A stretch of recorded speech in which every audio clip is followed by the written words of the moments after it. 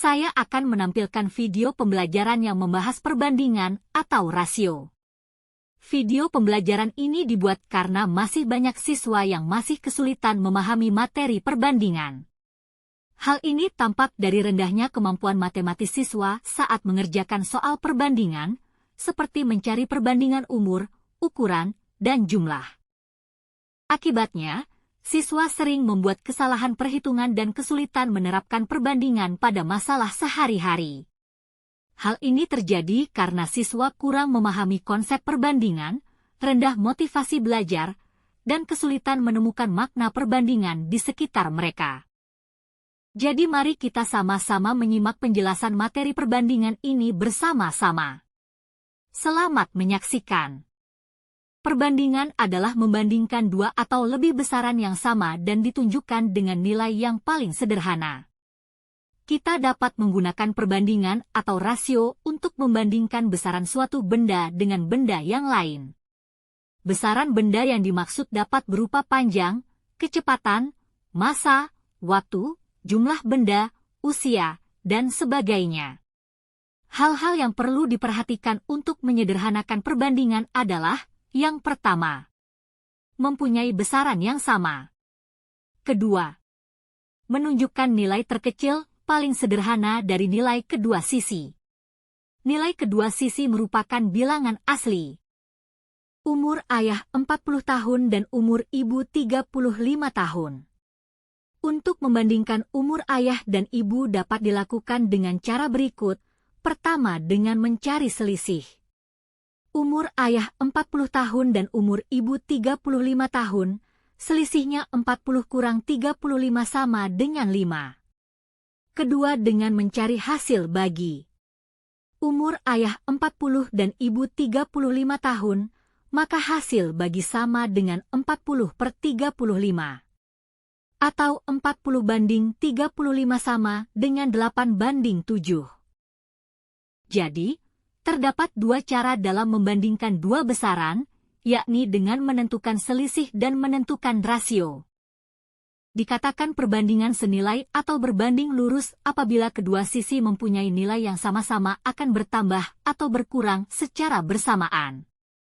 Apabila semakin besar nilai A maka nilai B semakin besar pula, semakin kecil nilai B maka nilai A semakin kecil pula.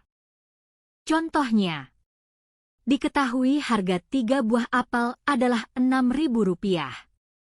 Kita ingin menemukan berapa harga 10 buah apel. Cara pertama, diketahui 3 buah apel harganya Rp6.000. 10 buah apel harganya masih dicari, yaitu X. Kemudian perbandingannya dapat dituliskan, 3/10 sama dengan 6.000/X. Dari perbandingan tersebut, terjadi perkalian silang. 3 dikalikan dengan X, dan 10 dikalikan dengan 6.000. Jadi, 3 kali X sama dengan 6.000 kali 10. 6.000 kali 10 hasilnya 60.000. Kemudian, untuk menemukan X, 60.000 dibagi 3. 60.000 dibagi 3 hasilnya 20.000. Jadi, harga 10 buah apel adalah Rp20.000. Cara kedua, diketahui 3 buah apel harganya Rp6.000. 10 buah apel harganya masih dicari. Kalau kita kalikan secara silang, 3 kali X sama dengan 6.000 kali 10. 6.000 kali 10 hasilnya 60.000. Lalu 60.000 dibagi 3, hasilnya 20.000. Jadi, harga 10 buah apel adalah Rp20.000. Dikatakan perbandingan terbalik apabila satu sisi nilai bertambah, maka nilai yang lain berkurang. Semakin besar nilai A maka nilai B semakin kecil, semakin besar nilai B maka nilai A semakin kecil. A dan B berbanding terbalik. Contohnya, sebuah mobil menempuh suatu jarak dengan kecepatan 40 km per jam selama 5 jam. Jika ia ingin menempuh jarak tersebut hanya dalam waktu 2 jam, berapakah kecepatan yang dibutuhkan?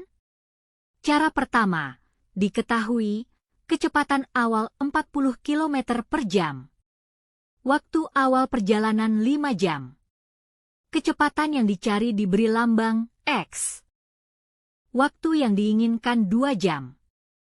Perbedaannya, perbandingannya terbalik.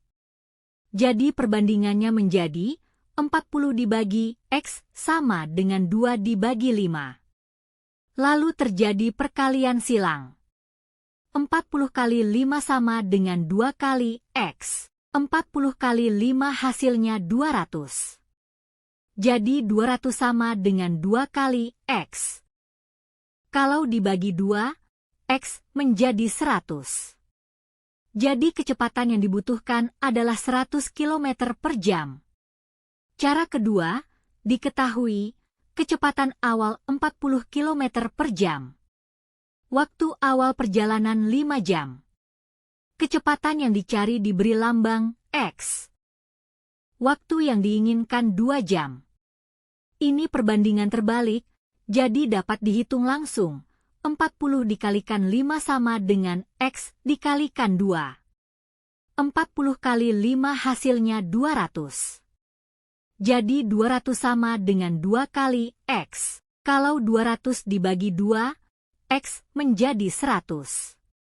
Jadi kecepatan yang dibutuhkan memang 100 km per jam. Saya membuat video pembelajaran karena saya menyadari siswa sering kesulitan memahami materi matematika, terutama perbandingan, apabila belajar hanya dari buku atau penjelasan lisan. Saya percaya dengan video, siswa dapat belajar sambil melihat, mendengarkan, dan mengikuti langkah demi langkah.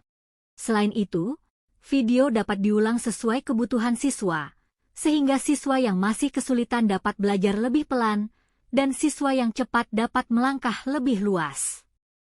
Dengan cara ini, saya berharap dapat meningkatkan kemampuan matematis siswa, membuat belajar menjadi lebih kreatif, mandiri, dan sesuai kebutuhan masing-masing.